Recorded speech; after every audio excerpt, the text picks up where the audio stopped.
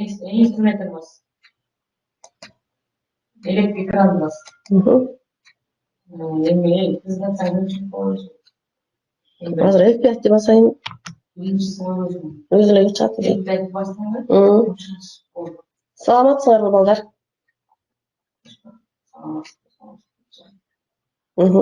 Саламатчыбыз. Саламатчыбыз. Ылдый эле.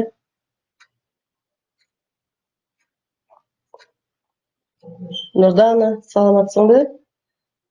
Саламатсыңарбы балдар? Айдин. Саламатчыбыз. Айдан.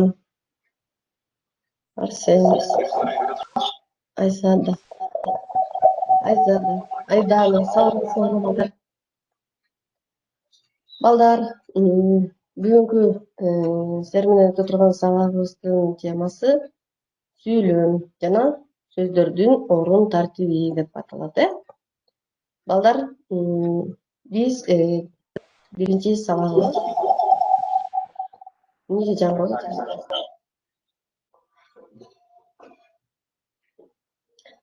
сүйлөм мүчөлөрү боюнча айтабыз, балдар.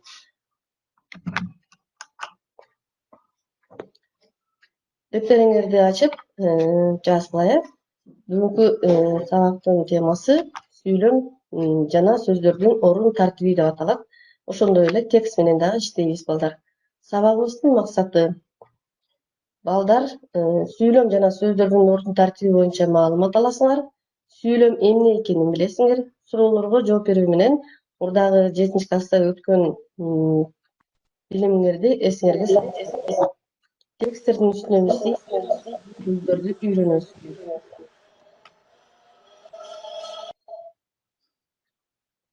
Алган билимиңерди турмушта колдонуп, туура так, сулуу жазууга калыптанасыңар. Намыскөйлүккө, максатка жетүү үчүн жана тазалыкка, тактыкка, спортту сүйүүгө тарбияланасыңар. Биз 7 класста сүйлөм деген эмне жана сүйлөмдөр айтылыш максатына карай канчага бөлүнөт экенин билгенбиз, же болбосо өткөнбүз. Азыр ошол сүйлөмдөр боюнча кайталайбыз. Балдар, сүйлөм бүткөн бир айрым ойду билдирген сөз же сөз тизмеги сүйлөм деп аталат. Сүйлөм айтылыш максатына карай 4кө бөлүнөт. Жай сүйлөм, суроолуу сүйлөм, буйруктуу сүйлөм жана илеттүү сүйлөм деп 4кө бөлүнөт. Жай сүйлөм биз сүйлөп жатканда оюбузду жай гана баяндап айтсак, бул жай сүйлөм болот. Ал эми суроолуу сүйлөм болсо, муну дайыма жашоодо колдонобуз. Бирөөлөргө суроо берсек, жок, муну жазбай эле койгула, жөн эле билип алгыла. Бул жерде бирөөнөн кабар алуу максатында айтылган. Мисалы, атың ким, канчанчы класста окуйсуң деп бирөөгө суроо берсек, дайыма булар суроолуу сүйлөмдөр. Силер бул сүйлөмдөрдү жашооңордо дайыма колдоносуңар.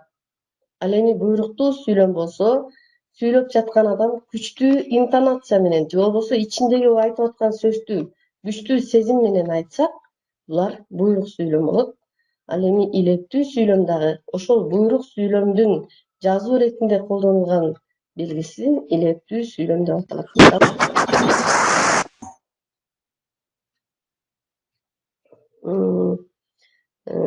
Бир нерсени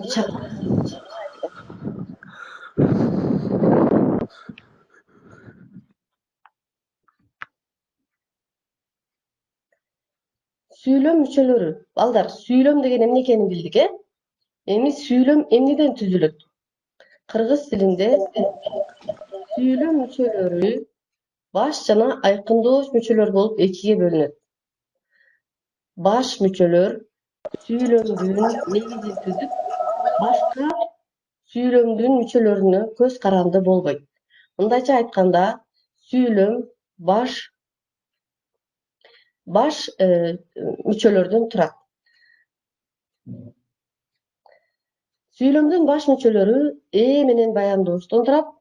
Ал эми айкындооч мүчөлөр ошол баш мүчөлөрдү аныктап, тактап, толуктап турат. Алар толуктооч, аныктооч, бышыктооч болуп бөлүнөт.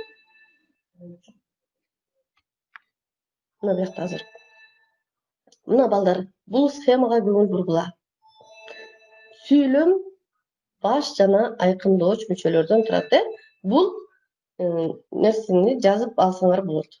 Мисалы, сүйлөм мүчөлөрү это баш жана айкындооч мүчөлөрдөн турат. Баш сүйлөм орус тилинде дагы бар. Бул баш сүйлөмдөр балдар. Баш сүйлөмдөр главный члены предложения деп аталат орус тилинде.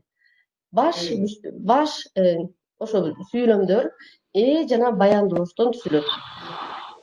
Подлежащие, баяндооч, сказуемые. Ал эми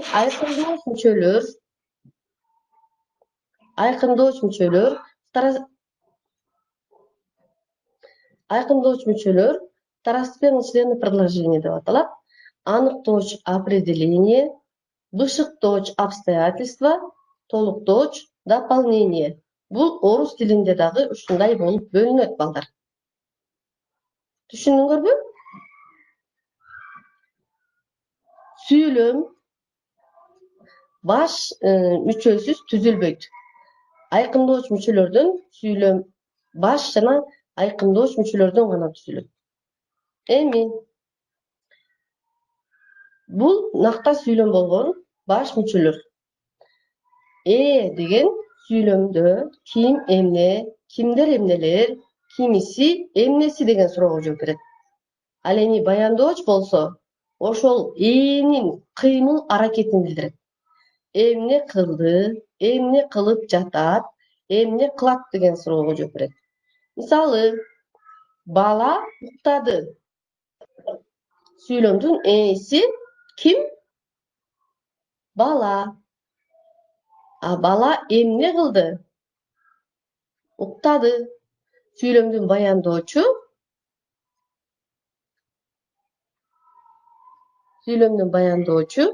уктады. Түшүндүңөрбү балдар?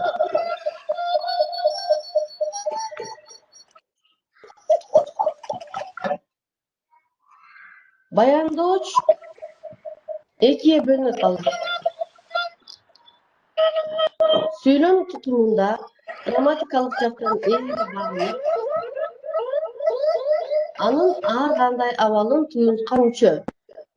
Эмне кылды, эмне болду, кантти, эмне кылат, эмне кылып жатат, ким, эмне, кайда, кандай деген суроолорго жооп берет. Бул жерде этиштик баяндоочтор эмне кылды, эмне болду, кантти, эмне кылат, эмне кылып жатат деген суроого жооп берет. Ал эми ким, эмне, кайда, кандай дегендер булар атоочтук баяндоочтор болуп бөлүнөт. Аны биз баяндооч деген темага келгенде толук өтөбүз. Балдар, биз бул текстти окуйбуз дагы, бул тексттеги баяндоочторду табабыз. Китебиңерди карагыла. Китебиңердин 9 бетинде турат.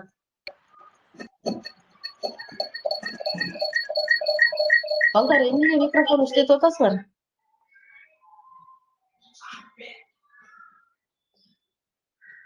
Олимпиадалык оюндар биринчи жолу байыркы Грецияда өткөрүлгөн. Алар ар бир 4 жылда кайталанып турган. Ушундай эки оюндун аралыгы Олимпиада деп аталат. Өткөн кылымдын аягында Олимпиадалык оюндарды өткөрүү салты кайрадан колго алынган. Ошентип 1896 жылдан баштап жазгы Олимпиадалык оюндар, 1924 жылдан баштап кышкы Олимпиадалык оюндар өткөрүлө турган болгон.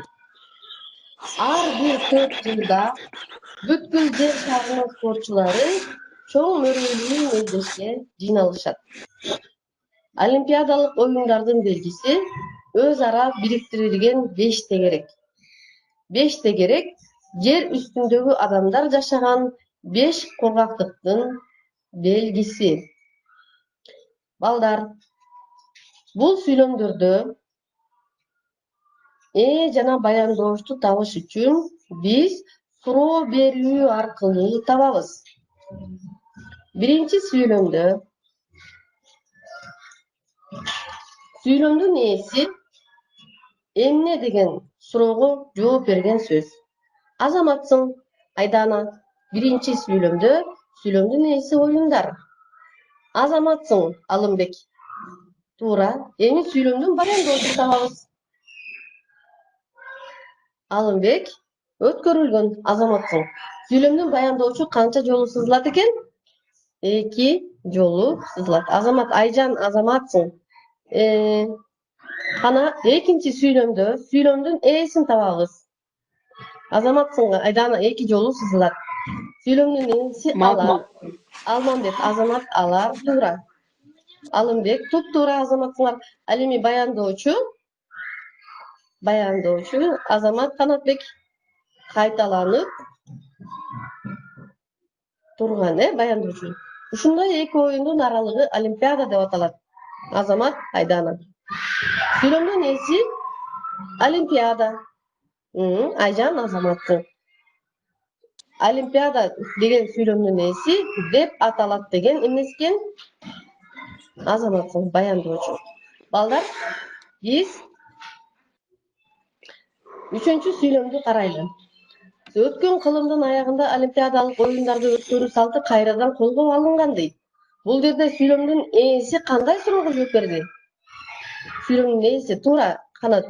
Айдана, туура, салты эмнеси деген суроого жооп берет, Ал эми колго алынган, алы азаматсың. Эмнеси? Азамат Айзада. Колго алынган бул баяндоочу. Кийинки сүйлөмдө сүйлөмдүн ээси олимпиадалык оюндар. Мисалы, оюндар ээси кандай оюн? Олимпиадалык болуп аныктоочу болуп калат, Ал эми баяндоочу өткөрүлө турган болгон. Андан кийин сүйлөмдүн ээси спортчулар. Спортчулары эмнеси, кимиси деген суроого жооп берет да. Ошондуктан спортчулары жыйналышат баяндоочу. Олимпиадалык оюндардын белгиси өз ара бириктирилген 5 тегерекчеден турат. Билесиңер, балдар? 5 тегерек жер үстүндөгү адамдар жашаган 5 кургактыктын белгиси. Алар кайсы кургактыктар экенин дагы билесиңер. Балдар, мөрөй. Олимпиадага байланыштуу бул сөз финиш деп айтасыңар го, Ошол сөздүн кыргызчасы мөрөй деп аталат. Бул сөздөрдү дефтериңерге жазып, сөзсүз билип алсаңар, силердин сөздүк коруңар көбөйөт. Кор деген запас. Сөзүң кыргызча сөздөрдү жакшы билесиңер. Кургактык, материк, суша. Билесиңер, жанагы 5 кургактыктын белгиси деп атпайбы? Оюндар. Билесиңер, игры, өткөрүлгөн. Кайталанып турган. Олимпиада канча жылда бир кайталанып турат, балдар? Салты, традиции өткөрүлө турган болгон. Должны пройти. Спортчулары, спортсмены жыйналышат, собирается. Азамат, азаматсың, Саматбек, 4 жылда бир кайталанып турат. Бул сөздөрдү билип алалы. Азаматсың, Алиана. Балдар, Олимпиададагы бул 5 тегерекче эмнени билдирип турат экен? Кана ким жооп жазат? Бул 5 тегерекче эмнени билдирип турат? Европаны билдиреби? Кана? Спорттун эмблемасы катары, туура дагы. Европа, Олимпиада. Туура. Эмнени билдирет экен ушул? Азаматсың, материкти билдирет деп атпайбы, Кургактык, материк, суши деп атпайбызбы? Бул Олимпийские игры. Олимпиадага 5 кургак жерден кишилер жашаган жерден 5 мамлекеттен кишилер келет. Материк 5 кургактык бар эмеспи? Билесиңерби? Материк бар го, 5 географиядан өткөнсүңөр да. Ошол 5 материктен келет. Азаматсың, Алымбек, азаматсың. 5 кургактыктан келген бүт дүйнө жүзү боюнча гана өткөрүлөт олимпиадалык оюндар. Азаматсыңар, мынакей балдар 1829 Мына болду. Грецияда болгон. Билесиңерби? Каякта болду эле? Грецияда болгон, Мынакей. Бул илгери эле биз азаматсың. Бул кошумча маалыматтар. Кана билип алгыла. Кыргызстандан дагы ошол мамлекеттерге барып, спорт оюндарына катышып, дүйнөлүк олимпиадалардан жеңүүчү аталган биздин Кыргызстандын спортчулары бар. Муну силер билишиңер керек, балдар. Кыргызстандын спортчулары Бегалиев күмүш медаль алган, Түмөнбаев коло медаль алган, грек-рим күрөшү боюнча мыкты көрсөткүч жаратышкан, Канатбек Бегалиев менен Түмөнбаев. Андан кийин 30-чу олимпиадалык оюндар Лондондо 2012 жылы 24 июлда 12 август аралыгында өтүп, ага дүйнөнүн 201 өлкөсү катышкан. Буга Кыргызстандан дагы 14 спортчу барган. Эң биринчи 2012 жылдан баштап биз дүйнөлүк олимпиадага чыга баштаганбыз. Мынакей балдар, бул ошол спортчуларыбыздын кайсы спорттун түрлөрү боюнча барып олимпиадада жеңүүчүлөр аталгандардын Көбөнов деген билесиңер, Данияр Көбөнов деген барган, Изат Артыков деген барган. Мына сууда сүзүү боюнча, футбол боюнча дагы барып атышат бизге. Бул болсо кадимки эле силер тааныган Айсулуу Тыныбекова.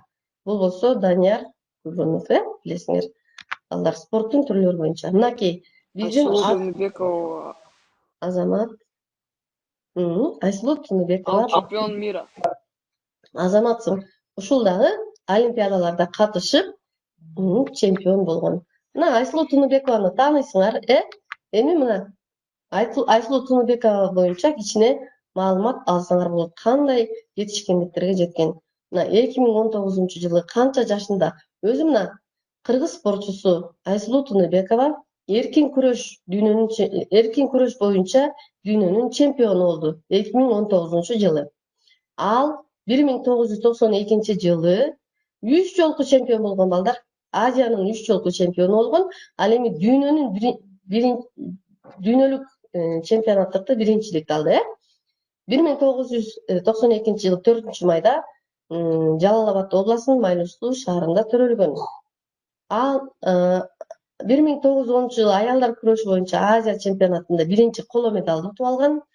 2012 жылы Лондон олимпиадасынын катышуучусу болгон.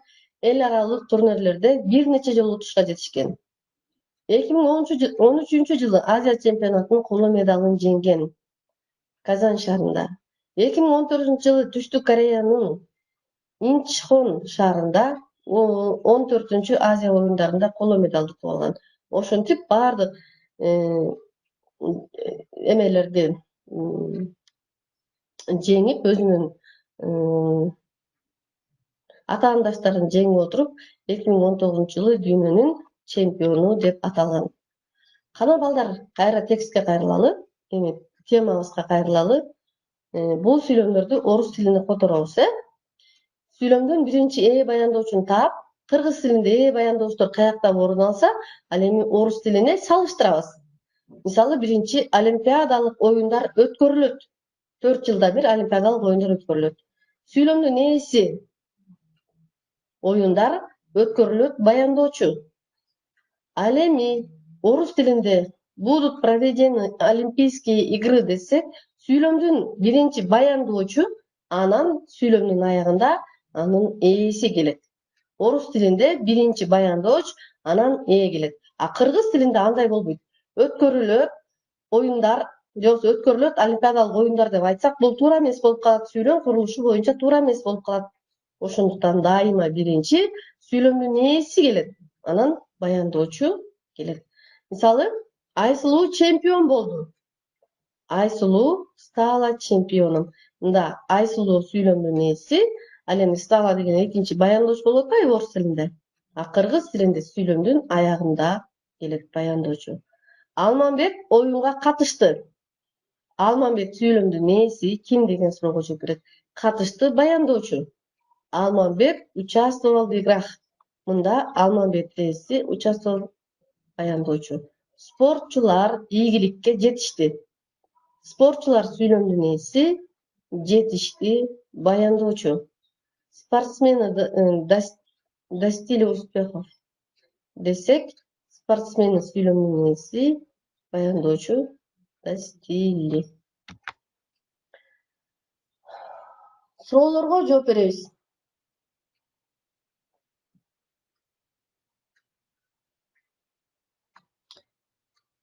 Байыркы Греция жөнүндө эмнелерди билесиңер? Байыркы Греция жөнүндө биз билдик, эң биринчи ооба Гомерди билесиз. Азаматсың Алмамбет. Гомер Грециядан чыккан. Дагы эмне билесиңер Греция жөнүндө? Олимпийский Азамат Санжар. Олимпиадалык оюндар эң биринчи Грецияда өткөн экен, Азаматсың. Афина бар Азаматсың. Азаматсың Самат. Азаматсыңар. Олимпиадалык оюндарга оюндар деген эмне? Ага кандай оюндун түрлөрү катышат? Олимпиадалык оюндар деген эмне? Каякта болду? Акыркы жолу олимпиадалык оюндар кайсыл мамлекетте өттү? Билесиңерби балдар?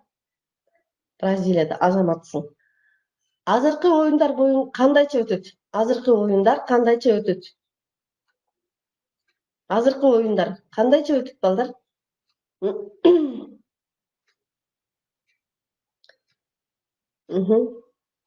Өтпөй калды. Японияда өтпөй калбады.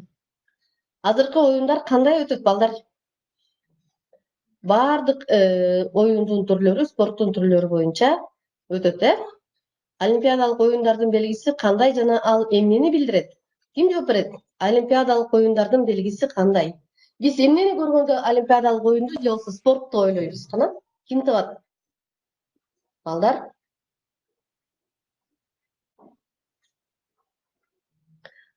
Азамат Алмамбет кургак материктер. Ошол эмне деп аталат экен? Айдана. Эмнени көрсөттүм мен силерге жана? Азамат 5 материк. Канатбек Мырзалиев. Азаматсың. 5 материкти билдирген, 5 тегерекче, 5 материкти билдирген, кургактыкты билдирген, 5 шакекче олимпиадалык оюндардын белгиси. Азаматсыңар балдар. 5 материкти билдирет. Сүйлөм мүчөлөрү канчага бөлүнөт? Сүйлөм мүчөлөрү канчага бөлүнөт? Сүйлөм мүчөлөрү кана ким айтат? Азамат Алымбек. Кандай болуп бөлүнөт экен? Азамат Айдана. Ой, азаматтар билет экенсиңер. Азаматсыңар. Баш жана тайкындооч болуп экиге бөлүнөт, Азаматсыңар балдар. Баш мүчөлөргө кайсылар кирет? Баш мүчөлөргө эмнелер кирет экен балдар? Азаматсың Алымбек. Алымбек азаматсың. Жана баяндооч, Санжар эле эмес, баяндооч да бар. Умар жана баяндооч. Айдана туура. Алмамбет туп-туура, азаматсың Алмамбет. Алиана туп-туура. Азаматсыңар балдар. Жана Азамат Канатбек. Сеники дагы туп-туура. Балдар, мынакей, биз бүгүн сабакта эмнелерди өттүк? Кандай маалыматтарды алдыңар? Силер үчүн пайдалуу болдубу? Силер үчүн спорттун мааниси барбы? Кана балдар? Саматбек туура айтасың. Ооба. Кандай маалыматтарды алдыңар? Жакшы маалыматтарды алдыңарбы? Азамат Канатбек. Ооба, алдыңар, азаматтар балдар. Эми силер балдар үйдөн өзүңөргө жаккан спортчулардын өмүр баянын жана алар кандай болуп ийгиликке жетишкен, анан ийгиликке жетүү үчүн эмне кылыш керек? Мына ошолорду сөзсүз билишиңер керек балдар. Азаматсың. Балдар, силер дагы үйдөн ушул бир спортчуну алып, өзүңөр ошонун өмүр баянын жана өзүңөргө ал спортчу эмнеси менен жагат, ошону сөзсүз билишиңер керек. Кыргызстандан. Кыргызстандык спортчулардан ким жагат? Балким дүйнөлүк спортчулардан болсо деле болот. Чектөө жок. Макулбу? Сөзсүз